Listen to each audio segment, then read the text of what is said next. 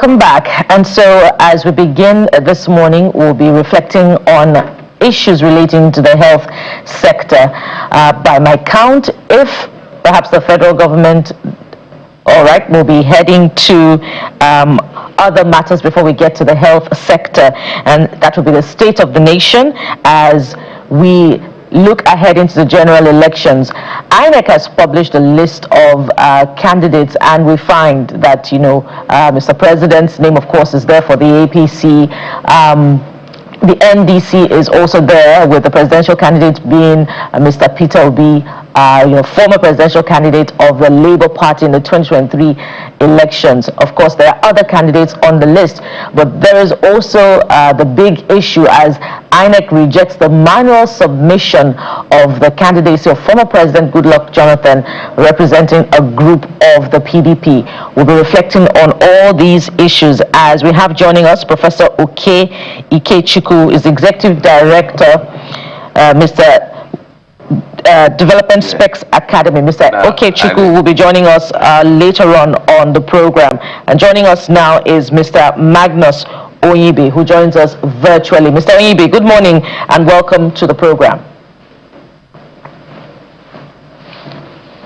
All right, Mr. Onyibe joins us right here in our Lagos studio. You're welcome to the program, sir. Thank you for having me. So as I've laid the background, I wonder what you're making of the rejection of the former President Goodluck Jonathan's name as a candidate representing a group of the PDP, and what it means as we head into the general elections, particularly for the opposition. First of all, good morning, Nigerians. As you know, the INEC chairman, Hamilton, is a professional. He's a thoroughbred, so he's following the rules the way it should be, and he's not making any exceptions. You know that he has also already laid the ground rules that the military shouldn't be in charge of security during elections, and that he wants the police to be, because that's what the Constitution says. He's a professor of law, and he knows what the law says, so he's absolutely going to follow the rules. And so I'm not surprised that he's insisting that what needs to be done needs to be done. Let's talk about security beyond election. Let's talk about security, which is a big focus for you, and which is the primary responsibility of government. Section 14(2) it talks about first. So that's why we hold government to account all the time, that no matter what you do, no matter where you do, if people are not alive and well, you are failed. It's as simple as that. That's why they say the buck stops on the table. But the president has made a couple of moves. Recently, we've seen some progress in terms of rescue. We've seen, although there's a lot more people been in captivity, we've seen convictions. In fact, the DSS the other day had actually tried to appeal a conviction because they wanted a capital punishment. And then we've also seen the president expand divisions from 8 to 14, to 12 now, which is an additional 4. So I want to piggyback from what happened between the Catholic bishops and the president on that particular question. They presented a situation of in the words of Cardinal Michael, a bleeding country. But he pushed back to say, I recognize there's a challenge, but I'm doing something about it. Is he doing enough? It's never enough. It's a work in progress. You just listed the progress that he has made, which is quite commendable. He has partnered with the Americans to do what they had done. The American president has sent him a commendation letter, which is like counter to the country of particular concern that we have been enduring. And you listed all the things DSS have done, what they did in Urire, all that and all that. So significant progress has been made, but of course, the last kick of the dying horse, the protagonists, the insurgents are still kicking. They are still trying to prove that they are still here, and so they're still doing the kidnapping that they're doing, the killings that they're doing. It has elicited a reaction from the US, complaining that 30 people were killed around Kaduna, and stuff like that, but there's no denying the fact, as you just stated very clearly, that the president is doing something. Rome was not built in a day. He has to take structure, for things to evolve.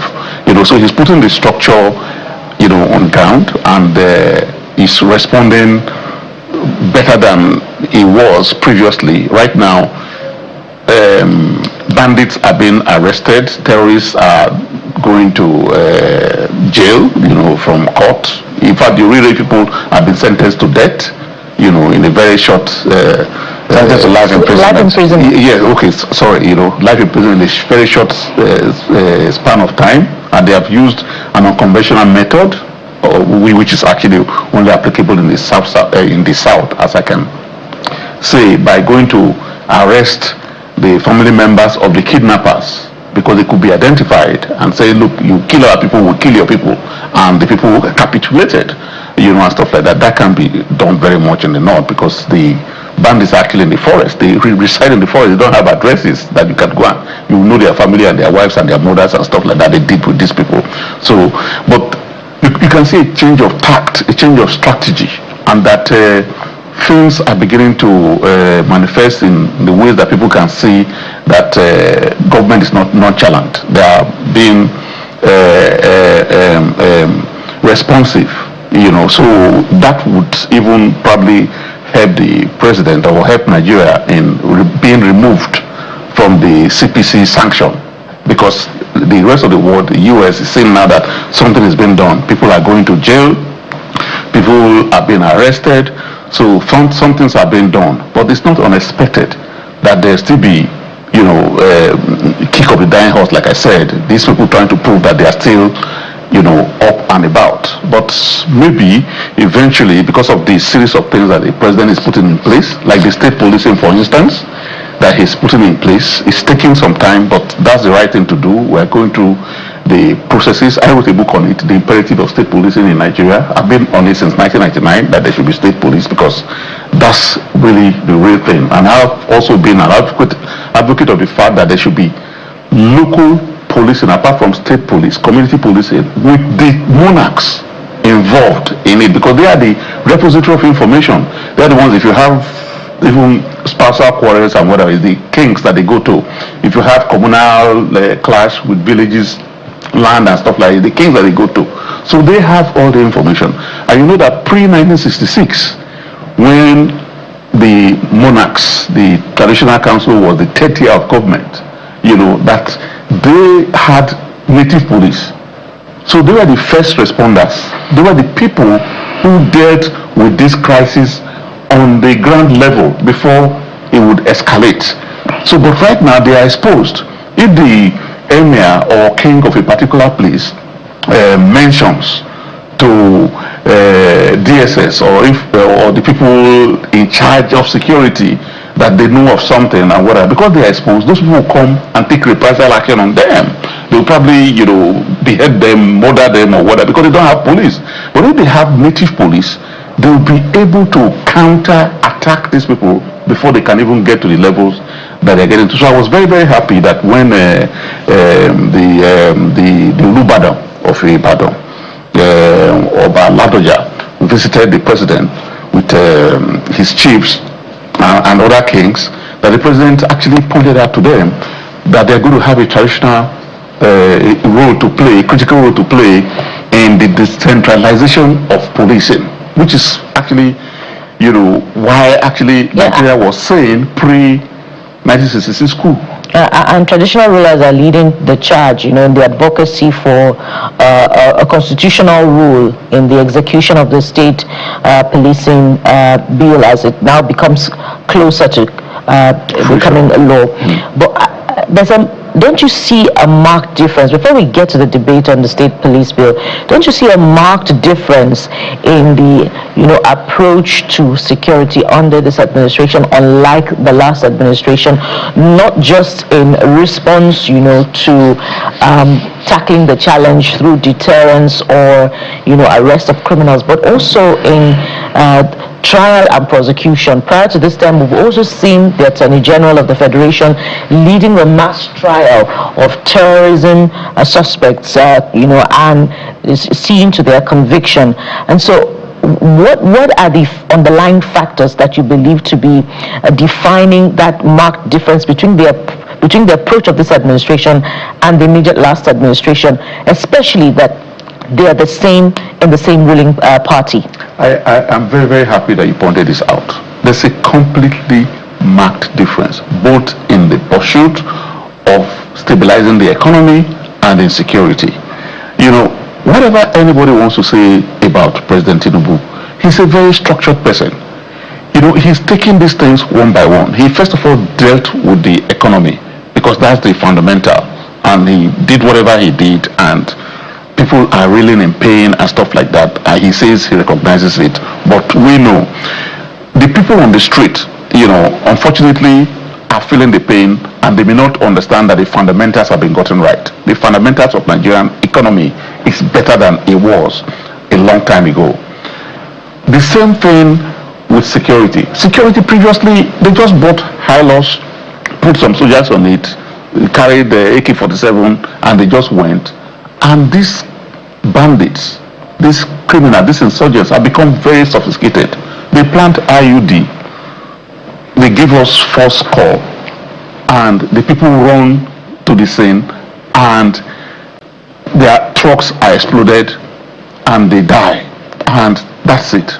But this time it's structured. The president came out and said, we need state policing. We have been talking about this thing since 1999, since when President Obasanjo was in power. We stated, I have been writing articles back from that day, it's in my book, that we need to decentralize policing because we need the community involved. And right now, he recognized it. This idea has been pushed right from 1999, from Obasanjo's time to others. Nobody dared to do something about it. But he has come out to say, look, we actually need state policing. And he impressed it upon the National Assembly, upon the governors, and there's a consensus that there's state police. If you remember, prior to this time, the argument was that some states don't have enough funds to fund state police because they are indigent. They are not able to even pay salaries. But with the removal of subsidy on petroleum products, a lot of money, trillions, are going to the states right now. So they cannot complain that they don't have enough money to pay police because they are able to pay the civil servants right now based on that. But a lot of people are not saying that. So now most of them can afford state police, and we know that because these things are local, the local people have to be involved in managing this thing.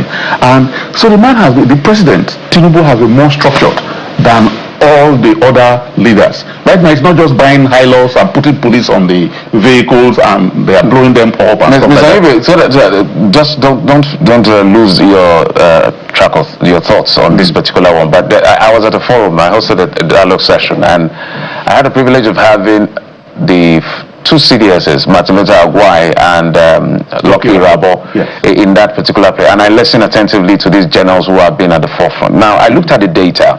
Now, because the issue of funding is also part of the conversation. Absolutely. From about 1 trillion in 2016, because I did a 10-year analytics, from about 1 trillion in 2016 rather, to this last budget about 5.4 trillion. Mm-hmm. So if you do the summation, we're talking about almost 30 trillion in terms of the monies being earmarked, let me use the word carefully, earmarked as a spending limit for defense and security, which came to about maybe $21 billion if you use it, the current exchange rate. Now, the question is, how much of these monies are actually released? Because I heard the general say, when you say, why is it security everywhere? And you come to meet him as in when he was CDS and say, but they're giving you all this money. He said, go and tell them, go and ask them, where did they give the money? This is a former general speaking. So let's talk about earmarks, releases, and proper spending. Because we miss that part of the conversation. When we hear this big money, it's always the highest in the budget. This monies are not released as they should be released, and we have expectation. How do we manage that? Because if we could fail in that, it's going to affect state police efficiency as well. I completely agree with you. As a matter of fact, General Louis Rabo is going to be on the panel in my book presentation on September 10, and that's absolutely true. Most of these budgets are not cash backed. We know it's not just military. As a matter of fact, you would even be impressed that I also did the analysis and found out that 2005 and 2007, the budget has been increased from about 5.9% of the budget to 7 point something percent of the budget in 2026. So Tinubu is actually increasing the budget for it. But whether this budget is cash backed is a different matter altogether, which we all know. Most of the budgetary provisions are not cash backed because of paucity of funds and the situation of the economy. So that's the issue. But whether it's being addressed and whether more money is being put in the budget, it's clear that more money is being put. I did the analysis myself. I will just give you a clear instance. In the United States of America, this budget, 2026, is about $7 trillion. They are spending 1.1 trillion on defense. And that is about 14% of the budget. Nigeria is spending about 7%. Last year they spent 5.9, so about 1% difference, right? So we're going incrementally. Of course, you and I know why the US is spending so much money. The US has 750 military bases across the country, across the world.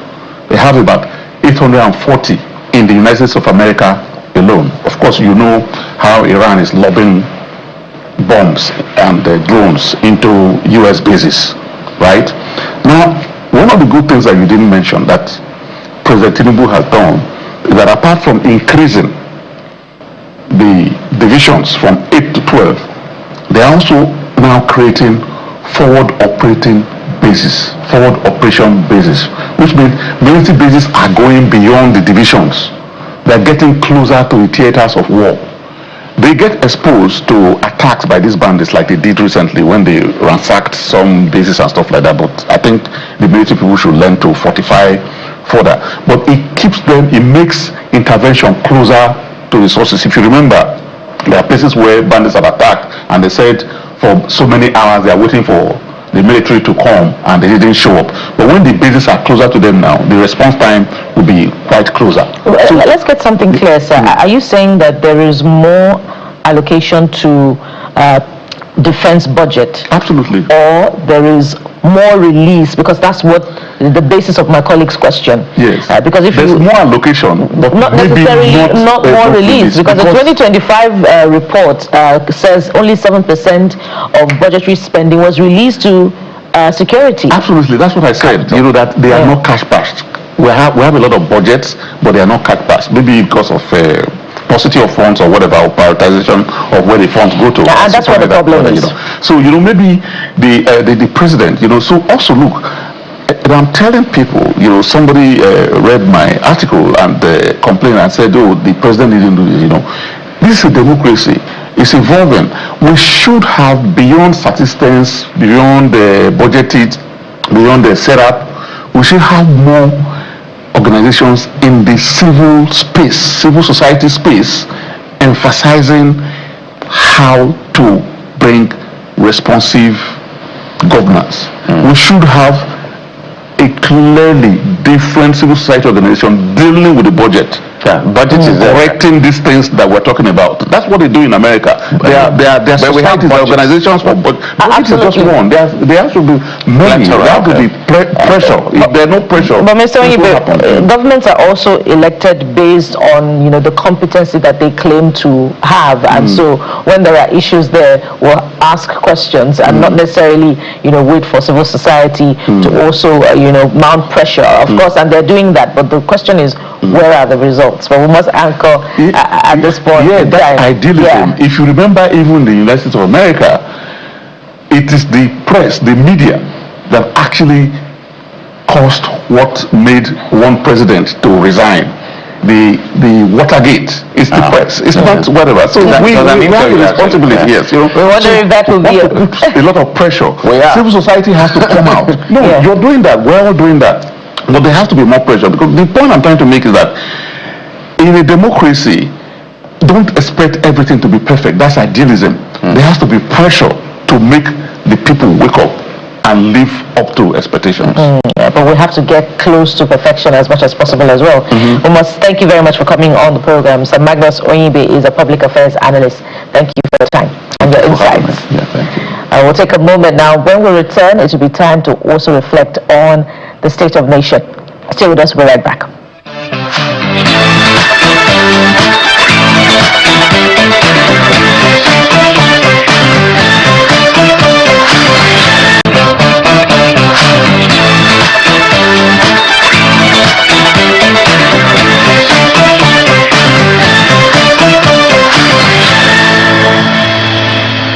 As we our guest, Professor K. Ikechukwu is the Executive Director of Development Specs Academy. He joins us from Abuja City. Prof, good morning and good to see you. Good morning, even though I can't see you from here. My apologies. I've lost connection here. Okay. I'm looking at a blank screen in front of me. I don't know if you're seeing me. I can see you loud and clear. Don't worry. I'm sure they'll turn it on pretty soon. All right. All right, Prof. I don't know whether you have any intervention between on this salvo that is going on. So the Catholic Bishops Conference had met with the President, made their presentation as they see it, from security to the issue of elections to the issue of governance and the issue of economy. The President also responded from his own standpoint, and then John Cardinal Anaikon, a Lord Spiritual, also went to grant an interview a few days later and gave perspective to some of the things that were said, and then like all hell broke loose in terms of what the remarks are and what it shouldn't be and what should be. What do you make of it? Well, what I make of it is that we're in a democracy, and in a big nation like Nigeria, there are what you call institutional pillars for good behavior. It includes the church, it includes the institutions of state, and it includes the presidency itself.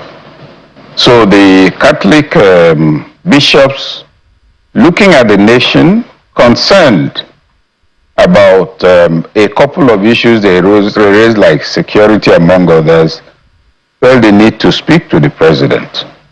Now, what they did is part of what you call the feedback loop for good governance, where interest groups, individuals, institutions, and stakeholders take time to raise issues with those who should do something about it. So what they did is right. It's their duty to draw the attention of government to what some of their congregants are saying that's happening to them, and is happening to all of us. So that in itself is correct, is the proper thing to do. Now, the president's response from his own perspective also would seem to be, okay, for him, you said what you want to say, but this is what I think. Then when I caused interview, he calmly and in detail brought out some of the issues they raised with the president and their reasons for doing so. Now, my take on this is fairly simple. In terms of the actual specific social problems they raised before the president, the bishops are right in their observations. I believe that most of the reactions, yes, they are understandable defense of government, but the question for me is, that defense, does it carry weight outside of those who are making the defense? Is it consistent with the experience of Nigerians? And all of that. So, I believe they've done what they ought to do. Substantially, most of what they said, they are not satisfied with. I believe that they are correct in that regard. I also expected not quite the kind of response government gave, but again, people in government feel they have a duty to show two things. One, that they are on course, and two, that they are doing the right things. What I think they overlook is that they need also to worry about believability when they speak. And so they've made their view. If you take entries in the media, they can say, oh, 10 people say bad things about us, but we said 20 people, or we made 20 entries, so it's on our side. No. It's a question of truth. It's a question of citizen welfare. It's a question of the evidence before us.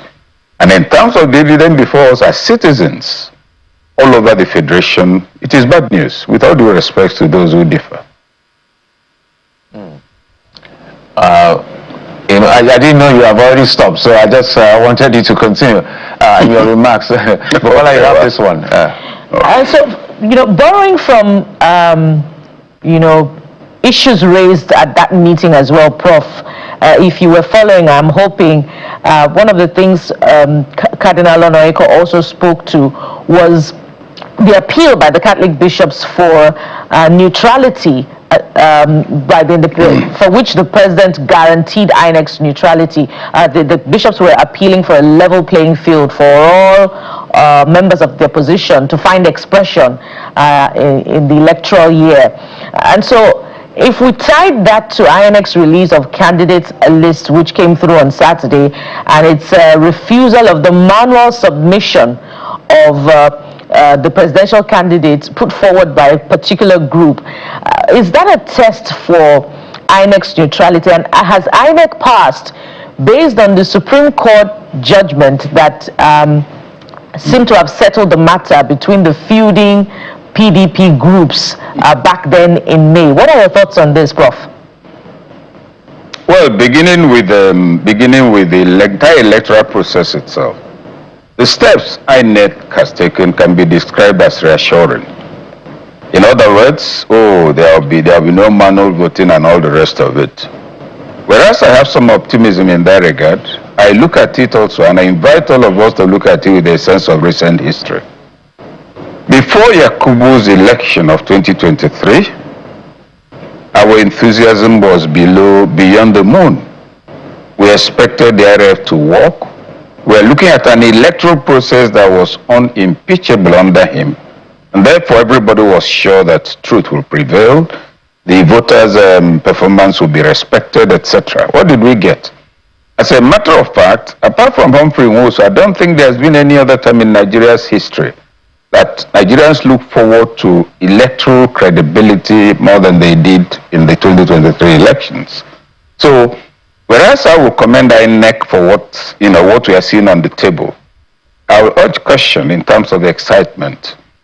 Because it's one thing to tell us all of this, is another thing for that to be what will happen on the day of election. If you say there'll be no manual entry, and as the election takes place, you find a general collapse of one thing or the other, either the grid or the network or the internet, and it can be contrived. So let's be a little cautious in that regard. That's a major response to those announcements. But the thing to consider, okay, if you also look at the court judgment and the release of names and details by INEC, all of them are things people will look at and say, look, this it looks like we're about to have democracy at last. It looks like this government is ready to have a level playing field, etc. But if we look at that against the context of a lot of other things that's going on, most states of the Federation now belong to the same party.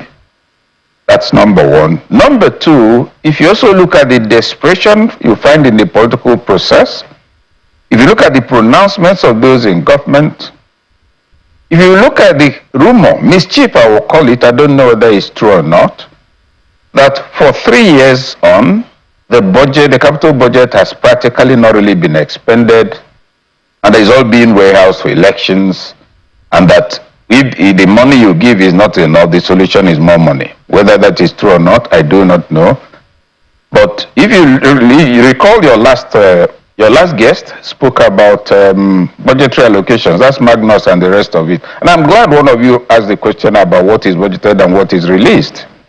As at probably 6 weeks or 2 months ago, about 6 weeks, the army had gotten 7%. I believe it would have been improved by now. But the point to make is that 7% by the middle of the year, and you're supposed to be fighting insecurity, that's very unsettling, among other things. So it will seem to present a very exciting front. We're looking forward to it. I had not been more excited about an election than I was in 2023. But look at the result. It was a major, major painful national embarrassment, with all due respect to those who differ. And the INEC chairman has also said, he had made pronouncements, that's the current INEC chairman, he has made pronouncements that give us a lot of hope. The materialization of that is another matter. As for a level playing field, I'm not calling for a level playing field. I'm calling for a field with clear rules of engagement, with enforceable penalties for misconduct, and with institutions of state that have credibility. And that includes the police and the rest of it. Let's note one point. INEC is not to protect electoral materials. That's the job of the security agencies. INEC is an election behavior monitor, regulator. That when you come, this is what you do and go. If they carry the ballot box, it's not INEC that will chase you. And more than 80% of those are not INEC office regular staff. So put on all of that together. Please let us be cautious in our optimism, because the political behavior around this election we are preparing for are extremely unsettling and one which gives me some reason for pessimism, notwithstanding the obvious, if you like, institutional checks and balances being announced on television. Should we be concerned when the president uses phrases like all is fair in politics? Should we be concerned? Should we not? If you say all is fair in politics, it means there's nothing like morality. It means there's nothing like right and wrong. It means that even what is forbidden as evil by the Quran, that you can do it because you're in politics. It means that even what is forbidden by the Bible as evil, what is forbidden by our culture, what is forbidden by natural justice, equity, and good conscience, you can do it. After all, it's politics. No, I don't think that paradigm will give us a good society or improve any society or improve the moral standing of anybody. All is not fair in politics. There's a difference between right and wrong. But the president's statement takes us back to the reality we are facing, namely that the government has consistently acted, if you like, in line with this belief. So, perception of insensitivity among other things. So that may be why, but I don't agree, I don't subscribe to that perspective at all. I think I lost my earpiece.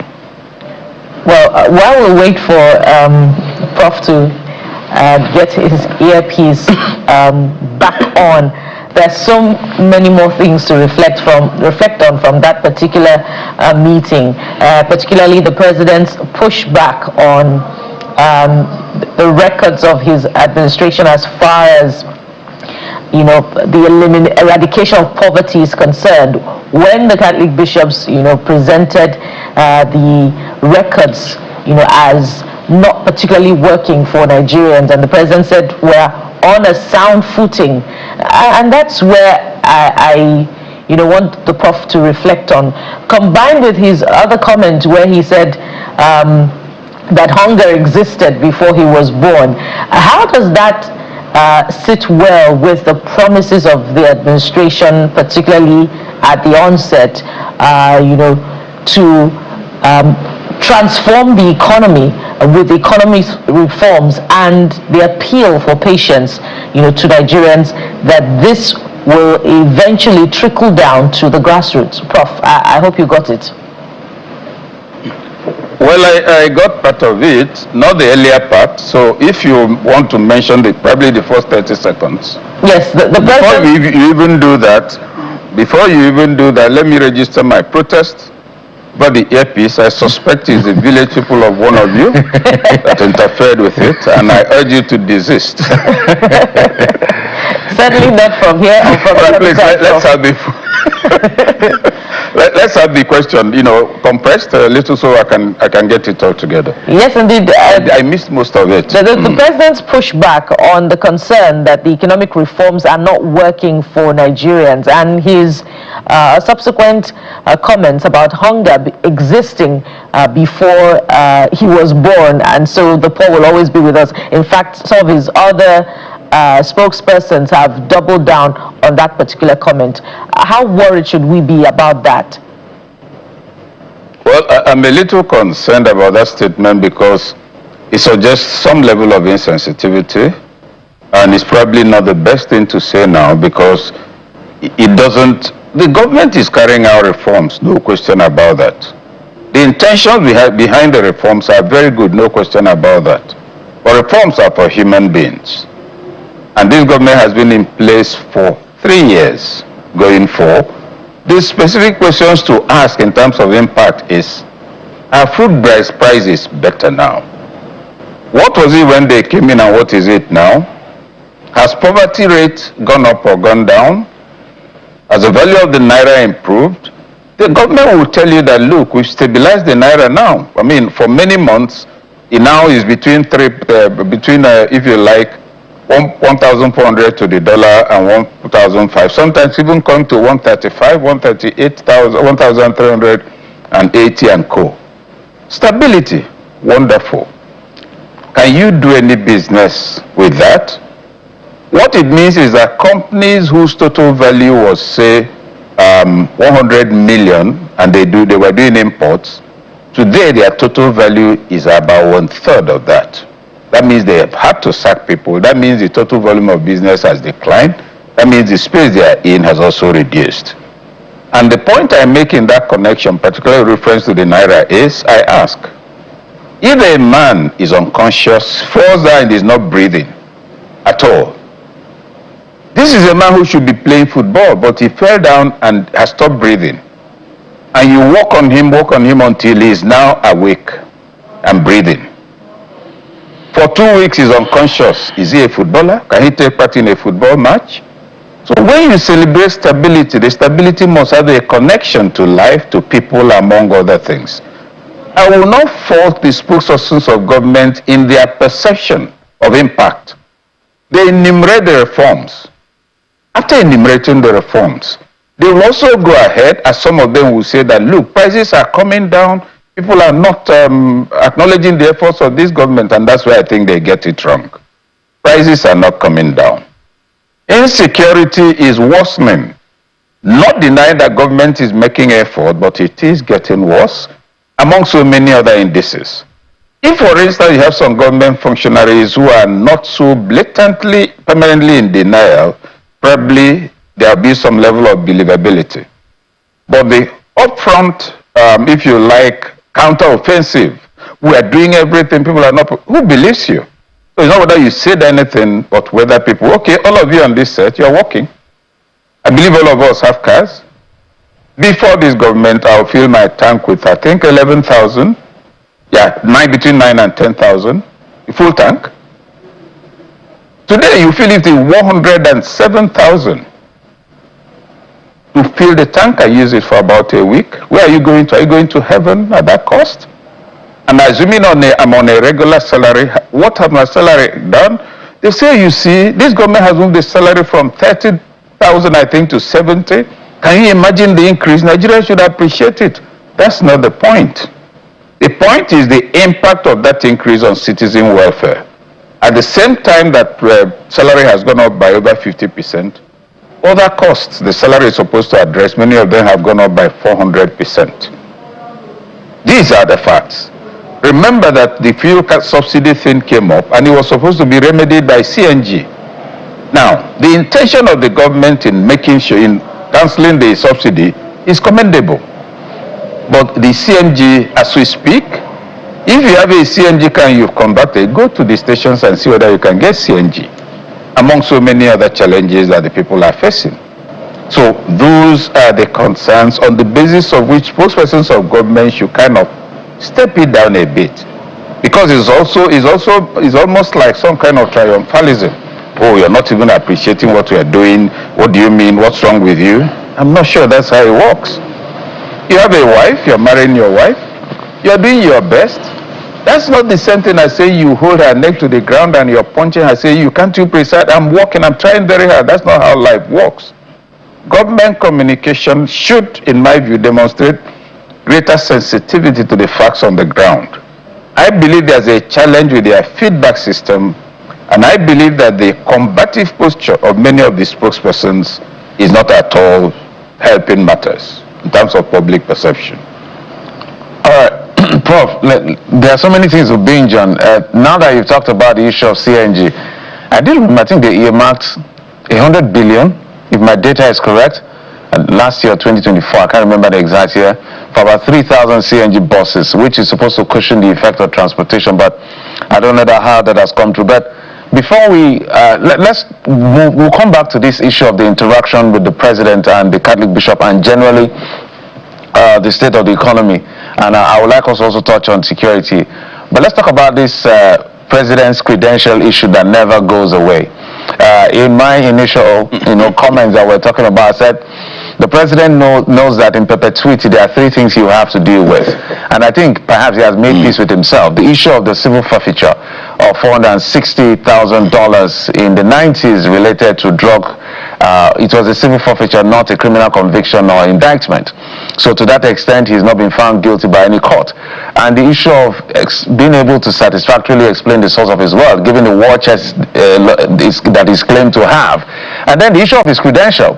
Now, the credential is out in terms of publication by INEC.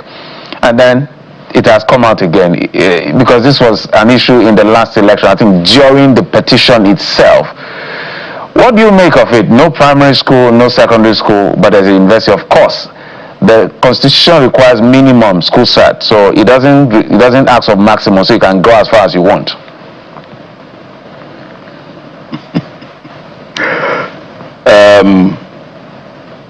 Point number one. This issue is not new, as you said. Before we address the details down here, I'll ask all of us. We always speak of the international community that is interested in transparency, in good governance, in the rule of law, etc. I made this comment after the 2023 elections. Where is the international community today? Where were they in 2023? What does it mean to tell us that court records cannot be released in the service of democracy in Africa because you're protecting the private, the human rights or whatever of the candidate? That's where to begin all of this. Because assuming there's no international involvement in this whole business will have ended. Probably he wouldn't have contested. So, and these are the ones who come to monitor elections, who will tell us about due process, who will tell us about all sorts of things.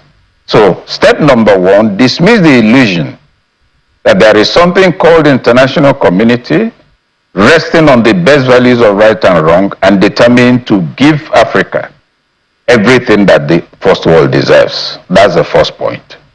The second one is that if indeed INEC would dare to publish what it has done, INEC should also dare to make a pronouncement on the eligibility of the candidates whose names and credentials are published in terms of whether they are qualified based on what is published to contest the next elections. It is also for interested stakeholders, Nigerians, to look at the records and say, I'm taking this matter up, I'm going to court, but that presents a mild challenge. Recall that General Buhari, late former president, also had the challenge of school certificate. At a point, they procured one and showed it with his passport. It just happened that the passport on the certificate was a passport of him as president in his 80s. How he was able to take the school cert at that time and then fast forward to this time, looking exactly like this, I do not know. You will also recall that the military officer who once made public statements about the former president not having anything in their record showing the school, go and check what happened to his career after that event or that incident. So this is a touchy one, but you know the government has been riding roughshod on these matters, and many spokespersons of government will tell you till tomorrow, to the extent that there is not a court pronouncement on this, to that extent we have nothing to worry about. Nigerians will tell you, to the extent there's something you call truth, good conscience and propriety, that this matter only appears to make untrue the foundation of everyone who is defending it that is standing on. You know, so it's not a funny matter. INEC must go further. You published it, INEC should receive petitions.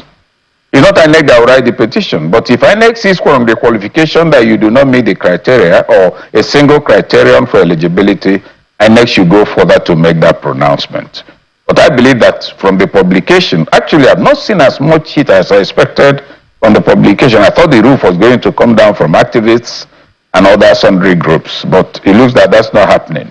I don't know whether it's fatigue, because a lot of people were sure that he wouldn't contest in 2023 because of that. Forfeiture, stories about drugs, all kinds of things floating in the air. Then the conspiracy against him from the presidency, if you recall. There were forces from within his party that didn't want him to contest. If you could get around all of that, defeat that, knock out the international coalition and emerge president, the opposition should wake up from speech making and know that they are yet to get a strategy with which they can displace the incumbent government. And you talked about propriety I wonder how that also trickles down to the electorate themselves in terms of maturity, because it is the electorate that also heads to the polls that decides. While there could be debate over the legitimacy of the votes handed down to the victorious candidate in the elections, but that's where we are anyway. So what would you say about the electorate themselves? Because some would say people are deserving of the kind of leaders that they vote in. Well, as far as I'm concerned, let's not deceive ourselves. We're getting the value we ask for. When you want, if I'm a politician and I want to rig election, I will not be the one to do it. I will deploy people. They will accept money. If you're a voter and I want you to vote for me and I give you money and you accept it, you've already said it doesn't matter who I am. It doesn't matter what I do for the next 4 years. You've got your share. So if I give you 10,000 naira to vote for me, to buy your vote, I've settled you upfront for 4 years at the rate of 2,500 naira per annum, and you dare not talk to me. So when people are saying, oh, there's corruption, we want democracy, there must be, and that's where the job of the parties are. Political mobilization must involve political education about choice. You're not mandated to make a choice because somebody has given you money. You're the one entering inside the polling booth yourself. So when you also have not matured to the point of connecting your suffering with the type of people you choose to rule you, the suffering will continue. Oh, schools are shut down. This government is not paying lecturers. Which government has ever really paid them well? But more importantly, those whose children are not going to school, what did they do during elections? Did they make the right choices? Did they consider that when you don't have the right people, the right things won't happen? So it is true. Leadership, everything depends on leadership. But what kind of followership do you have? All of you on this set now, as moderators of this program, if you are all made ministers today, what will your friends expect of you? One person will call you tomorrow, oh, he needs 5 million naira, his business is having challenges. Your cousins will start celebrating their turn has come. Your old students association will forward you the bill for rebuilding a new auditorium in the school. And if you go there and donate 100 million, they will clap. They are supposed to be the ones asking you, where did this money come from? When you go to church, you sit in front. When you go home, the traditional ruler gives you a chieftaincy title. Now, these are the pillars of morality that ought to restrain you. That your uncles or your extended family will say, come, Bayo, what is going on? Last year you could barely feed. Now you have 6 cats. I hope you've not gone on evil ways. Your pastor or your imam will call you and say, my son, the ways of this world are unclear. Can you tell me what's going on? The traditional ruler will examine. You see, we give titles only to those who want young people to emulate. It is not happening. And these institutions for morality and social integrity, if they are comprehensively violated, my dear, what do you expect? So who are those angelic followers that if you bring a good leader today, people will start dancing? We need a good leader, but that good leader must have the will and must have the lieutenants.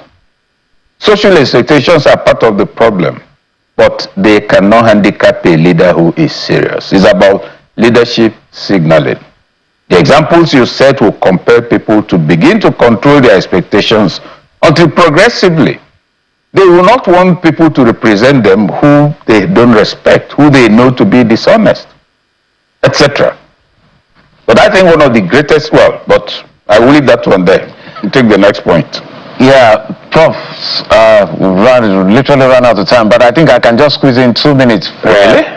Yeah. Oh, I'm told we're totally out of time. I wanted to ask about military spending and all of that, but my producer said we're totally out of time.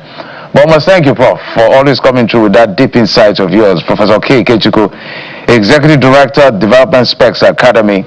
We'll be speaking with him on issues of the state of the nation. Thank you, sir. We appreciate it.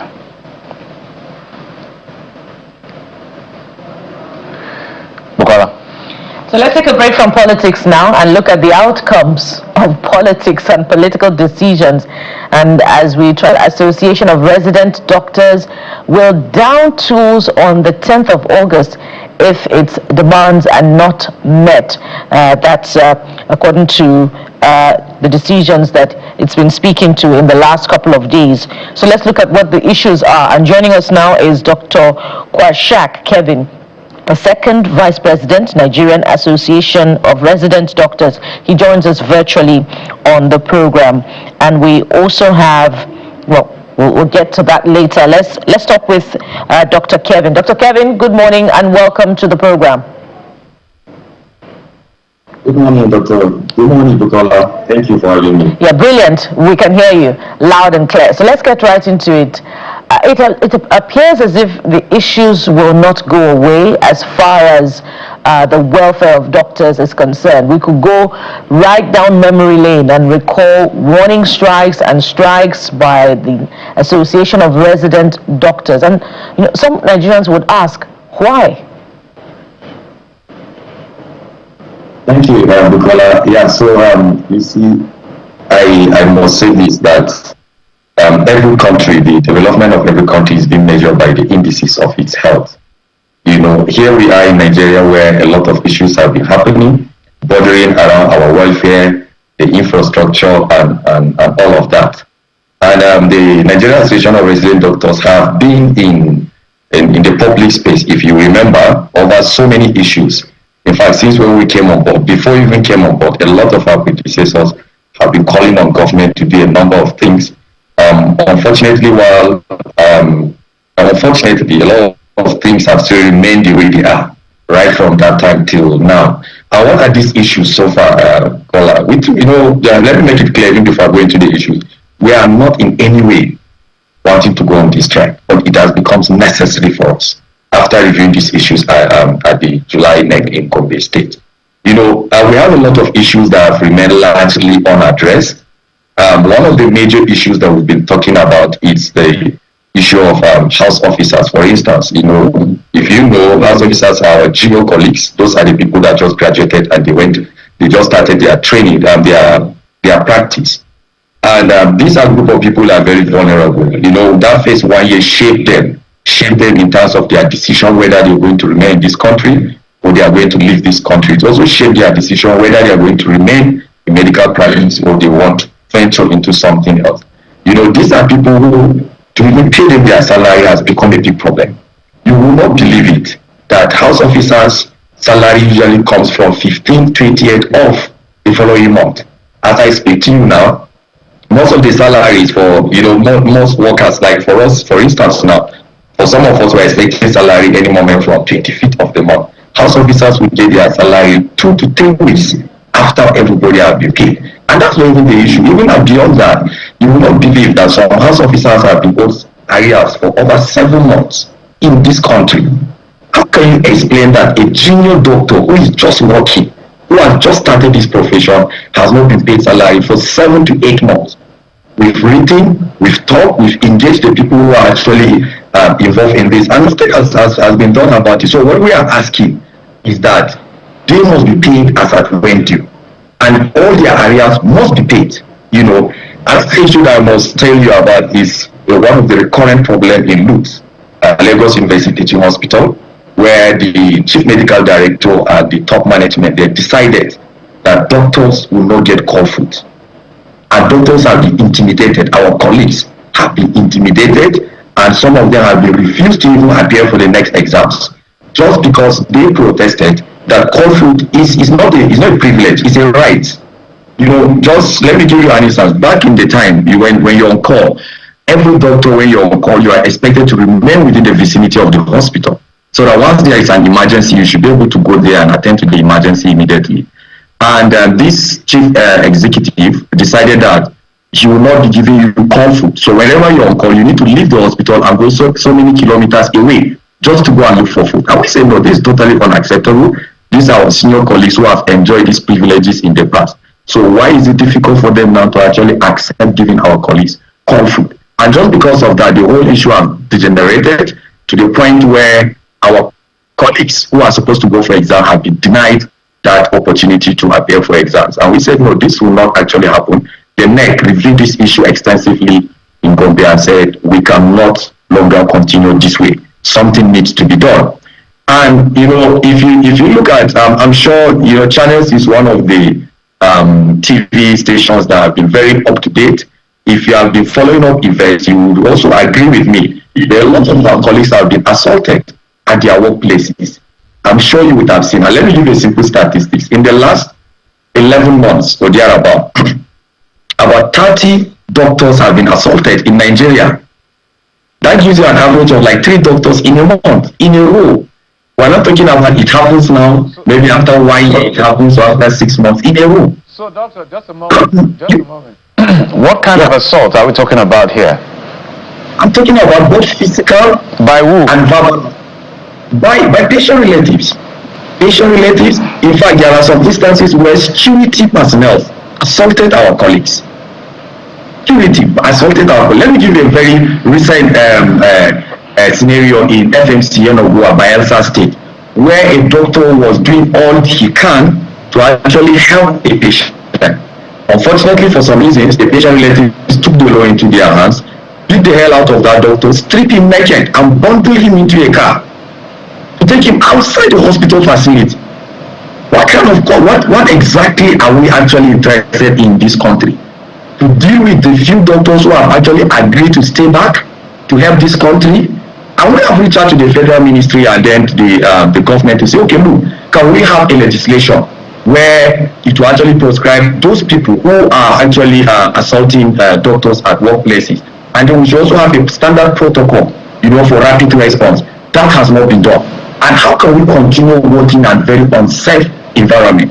Imagine myself now going to the workplace and I'll be coming back to my wife and my family battered. How does that sound? How does that even sound to our ears? And these are not difficult things to do.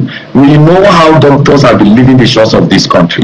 Like my boss, Mr. President, always say, if you look at the 2014 thereabout, you have over 20,000 doctors, at the federal level with about 10 in the state. Currently, we don't even have half of that number in Nigeria. Divide that number by the population of over 220 million. How many doctors are we talking about per patient? And then yet, instead, for the government to protect us, we are being vulnerable. And let me mention something again, Geoffrey. Shortly, in 2024, the government corrected what is called the professional allowance table for all the health workers in Nigeria. For some certain reasons, these monies were not paid. The National Salary and Wages Income Commission decided not to release that circular, and it took us up until late last year to actually review this issue with government. And we thank the government. I must say this: we're not trying to put everything on them. They did their best and said, no, look, these people are entitled to it. With the intervention of the Vice President, Shetima, the Minister of Health, but the main minister and then the state, all came into it, Minister of Labor, and said, let's review this issue. And they said this thing should be implemented.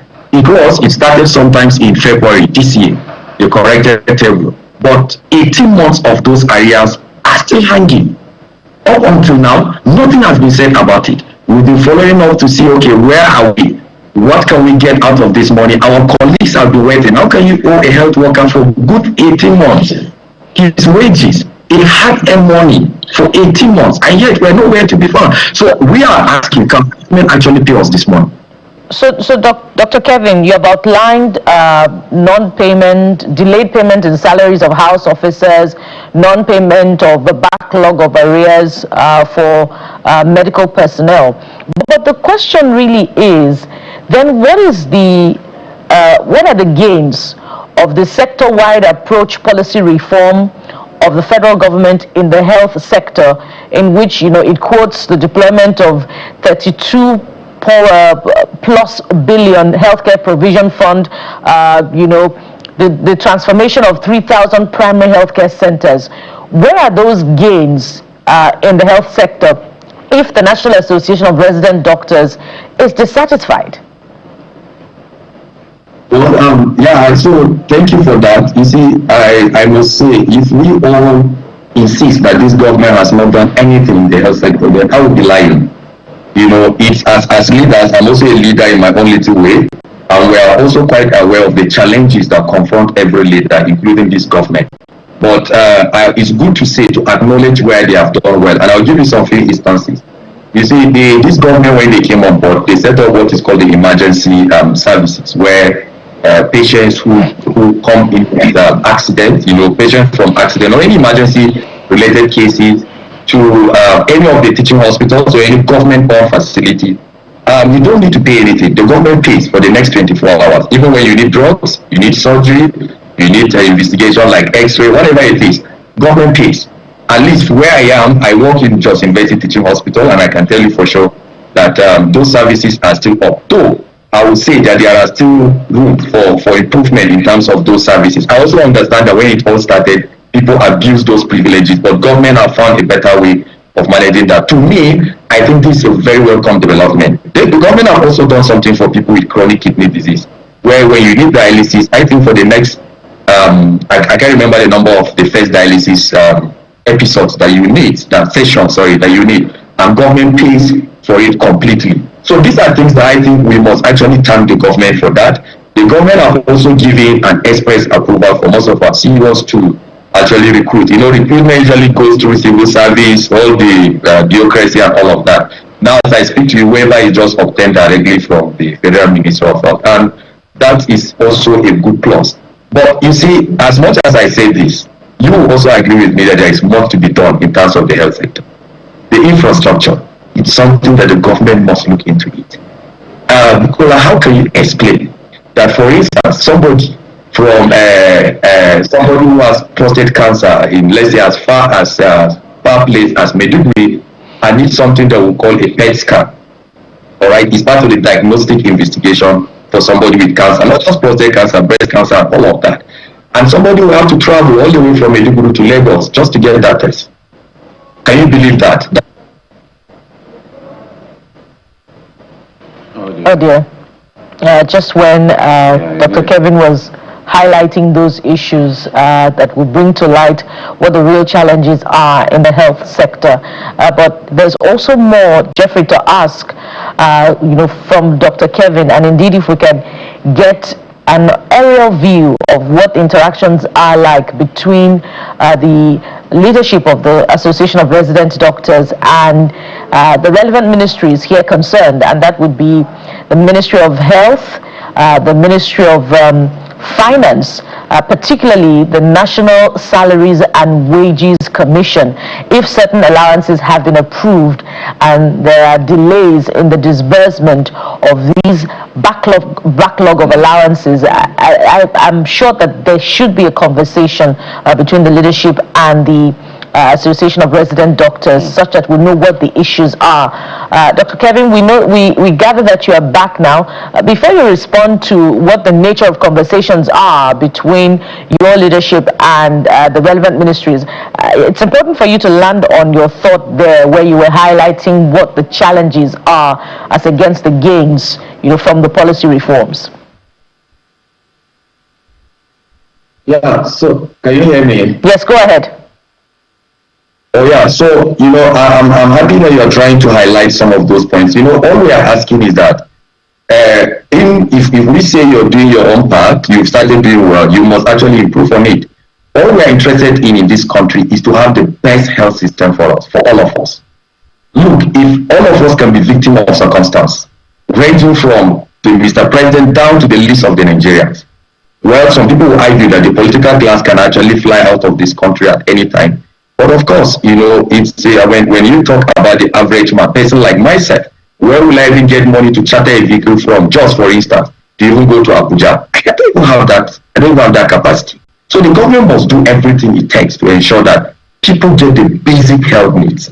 Those basic things are really, really required. We cannot continue to be coming back to government over and over and talk about it. And let me tell you something. If the reason, one of the main push factors why people actually leave this country, it's something that we'll be talking about, remuneration. As much as we don't want to be talking about remuneration all the time, but it's something that the government have to look into it. Up to like over a year ago, government decided that since 2014, the remuneration of the health workers have never been reviewed. And they set up what is called a collective bargaining committee. Okay, so that all the health workers can sit alongside with the relevant ministries to look into this issue and say, okay, look, we have to go this way. As I talk to you now, I don't know where we are. The entire process has been stopped for whatsoever reasons. And politics election is already coming. These issues are not resolved now. Then when? How can we say that for the past Yeah, my apologies. We have less than 2 minutes. So let me squeeze this in. And the question will be, there are 12 demands here from the resolution from Gombe.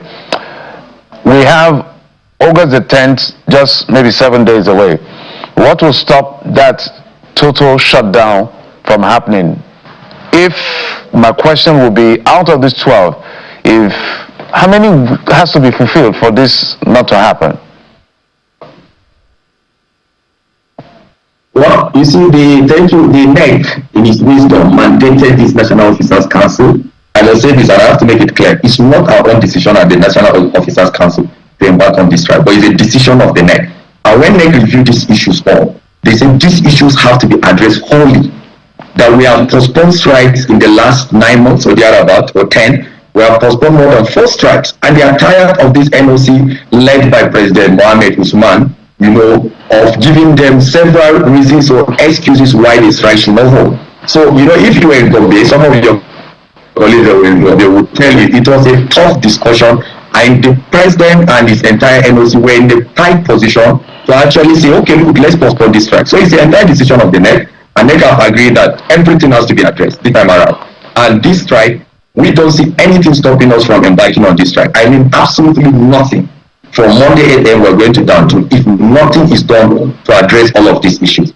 And I must say that our parent ministers, the coordinating minister, Professor Pate, and Salako, the state minister, Minister of Labour, and even the Minister of Finance, have quite been helpful, addressing some of these, some of the issues I've mentioned, like the timely payment of MRTF, the 2026, and some other previous allowances. And I think that with collective will and with these people on board, we should be able to address all of these issues within a good time frame to avoid this strike.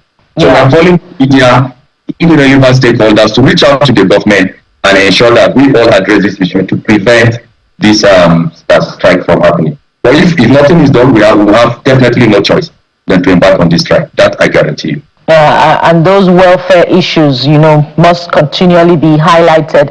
And one of the bodies that you have mentioned here would be the Salaries and Income Wages Commission. I believe that, their representative may be listening in on this conversation by proxy. So we hope that these issues will be addressed because a record 4,000 doctors, You have just 30 seconds for that, Yes, please. I just want to make a correction there. So currently, when I'm talking to you about the salary and wages income, at the moment, all the issues that are currently on the table has nothing to do with them. It has moved from their own office to the subsequent office. Just to put that in perspective, please. All right, but because I was going to say that a record 4,000 doctors have left Nigeria in 2025 alone, and so everything that must be done to retain those at home and ensure that there is a healthy morale and an ideal atmosphere for them to work must be done by the relevant government agencies and ministries. Mr. Kwashak, Dr. Kwashak Kelvin is the second vice president of the National Association of Resident Doctors. Dr. Kwashak, thank you for coming on the program.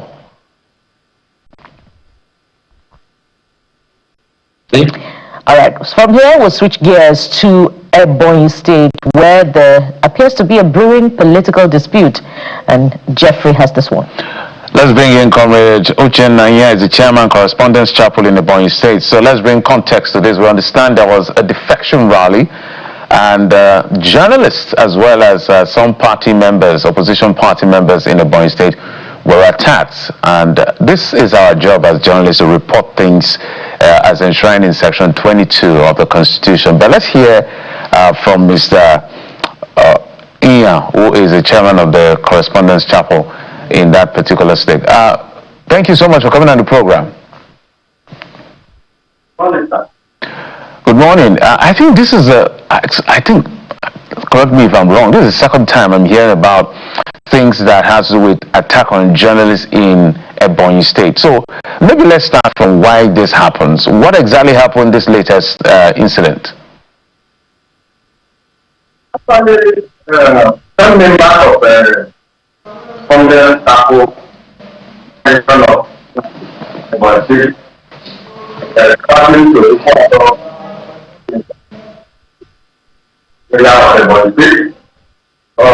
coverage of a rally, a political rally of PDP member, one Fine William. He invited us so that to come with 10 members of the TACO. TACO journalist conference and the one that the offices are outside the place. So we engaged us and said we should come. I'm getting to the place where they were meeting to compound where the event was shifted because they had initially in the morning and the people who were attending the event some are were eating or all manner of things they are not scared. And some these people were stationed there about 20 armed policemen were stationed there too. The man shifted the event to his private compound and they were ready to private residence when we saw the roadblock and the more than 50 people there. So we put contact because we were traveling with our official vehicle, the branded force, the higher force. So we put a nice contact indicating that we are tracking the force. We go in their midst. So when we put our nice Mr. Here. I don't know what's going on, but the sound there's a lot of echo and holdback. It's really quite unclear so that we can get exactly what you're saying. But we know that what we got as a report was that a journalist and some PDP members were attacked in that particular rally. The question we want to find out, or answers we want to get from you is, why were the journalists attacked? But I think you're making that submission, but it's not quite clear in terms of the audio quality. But I hope that we can get you back when that is fixed as soon as possible. But because, as you said, I think I'm trying to remember to be sure it's Ebonyi State, that this perhaps is the second time that we're having journalists being attacked for perhaps doing their work. Mr. Anya, let's try to hear your thought. If you can be quick and concise, why were the journalists attacked? I remember it clearly. Let's just manage for another 2 minutes and see how it goes. Okay, so the rally when we saw roadblock and there were opportunities who were there. So we were heading to the place and we took the point out because we were traveling with our official banded vehicle. So when we passed, we were trying to enter the route to connect to the venue. About 50 you descended on the vehicle, reaching with all manner of plans, legs, everything they could lay their hands on. So, but our driver was very, very smart. He managed to maneuver the vehicle out of the and they were chasing us up to 5 poles. So we escaped through another road, the road, linking Tugulangu,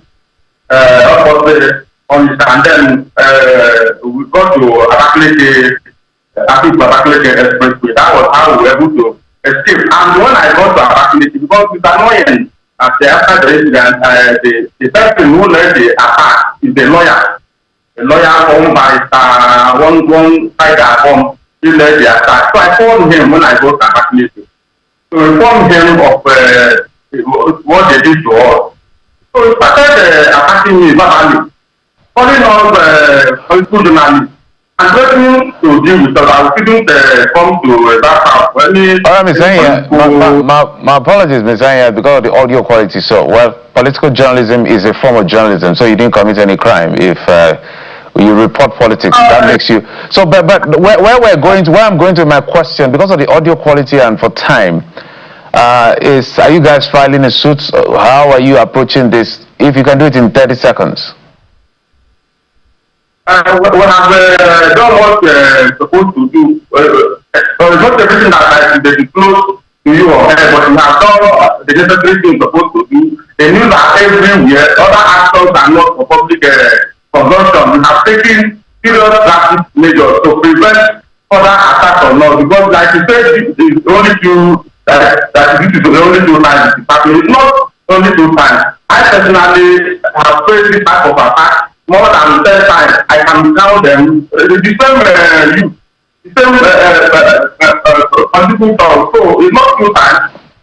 We're totally out of time. Ms. Anya, we're totally out of time. So is it that they are saying that you're partisan or you're just a politician, just a reporter covering politics? What exactly?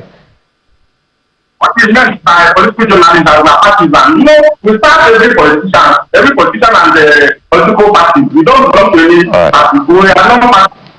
So we start this as a politician advice. We come and cover you. If as a party, we will come and cover. We give every politician and every political party before coverage.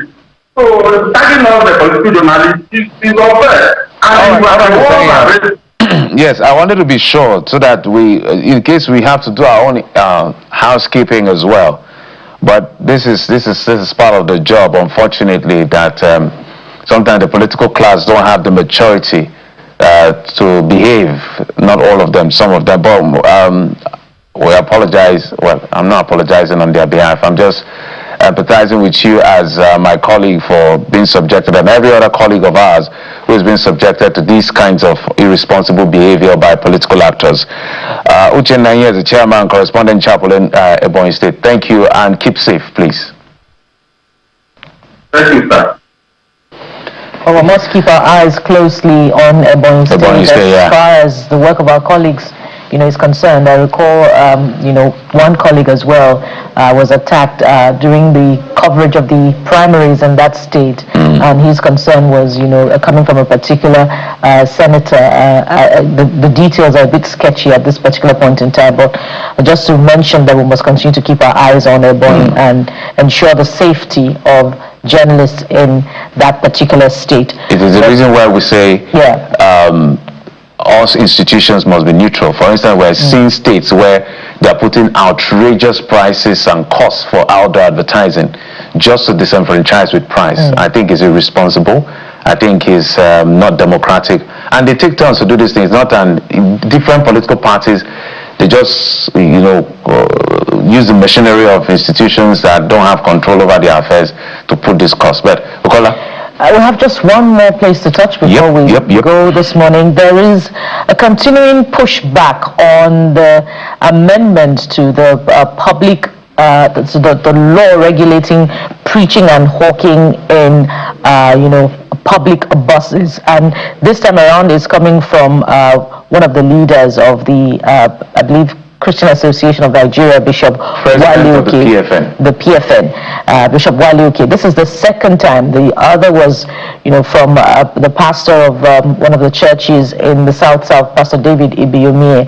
And this time the reason for this is that it's, against all known codes of freedom of expression and association, and particularly strikes at the heart of the dictates of the Christian faith. Let's listen to Bishop Wale Oke, and then we'll be back.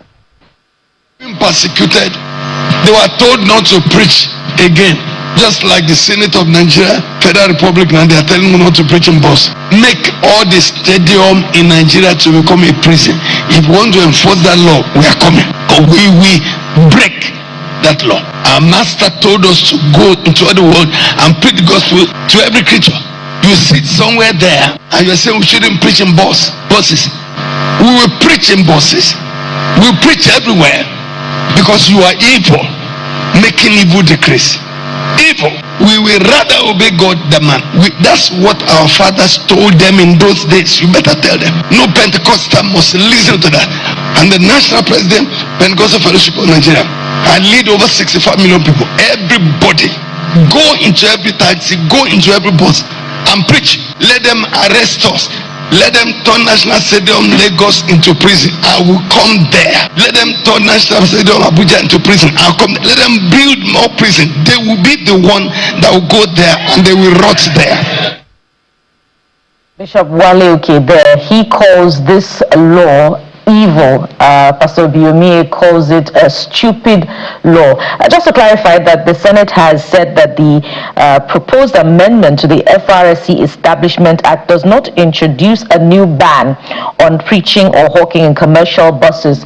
It only moves that particular line item, I believe, from 36 to 49 because it is already existing. But the concern now is the optics of it, especially amid this continuing expression of the persecution by the Christian community. You know, following the designation of Nigeria as a country of particular concern, the Christian community has continued to say that indeed there is an attack, a targeted attack on the Christian faith, on the faithful in different parts of the country, specifically Nigeria's North Central. And then adding this to the mix makes that concern even more real, that there's a restriction of the expression of the Christian faith. But Jeffrey, the law is the law. The Senate has said it is already an existing law. It doesn't introduce a new ban. The question is, how does it then, enhance freedom of expression, especially in terms of faith, which is deeply personal? It's a delicate conversation because it's religious. The state must be very careful. They say it constitutes distraction to the driver. I think we have more serious things to deal with Nigeria than to be disturbing people that are preaching. You can bring a bit of sanity, but imposing fines, we have more problems. This is the least of our problem. And so you have to be sensitive of it. As a matter of fact, the amendment has not even been signed into law by the president, assented to. So it's still in the other old law. But Nigeria has more serious things to deal with than coming to stop people from preaching in buses and all of that. I think we should be very careful so we don't cause problem. I mean, the Senate now and the lawmakers don't cause problem that is avoidable. We're already in a volatile situation. We can't add another one to it. But that's it on the program. Thank you for your time and company. I'm Jeffrey Zama. Bye-bye. Do have yourselves a beautiful week ahead. We will be back again tomorrow. I am Bukola Foka. Bye for now.